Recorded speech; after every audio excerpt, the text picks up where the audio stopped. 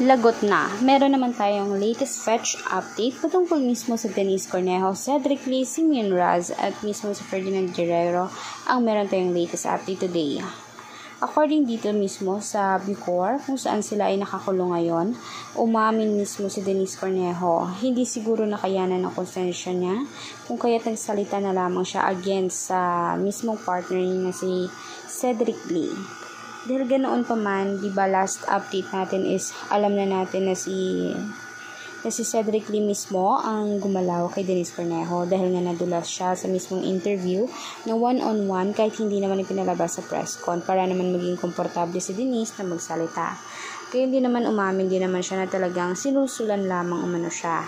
Hindi naman umano sana niya intensyon iyon pero dahil naiipit siya sa sitwasyong meron silang pagkakasunduan ni Cedric Lee ay hindi siya umano makahindi.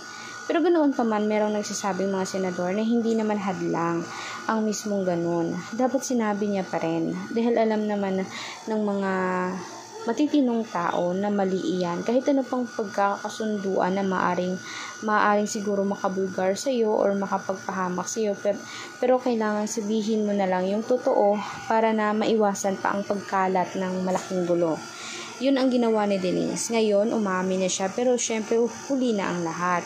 Nahatol na kasi na panghabang buhay silang makukulong. Kaya kahit ano pang gawin niya, magdudusa talaga sila. Agree ba kayo na magdudusa silang apat? I-komento nyo sa baba if agree kayo. And make sure nakasubscribe kayo at i-like mismo ang ating YouTube channel. And also, i-share ang ating videos on public. Salamat po. Mag-comment kayo guys ha. Thank you!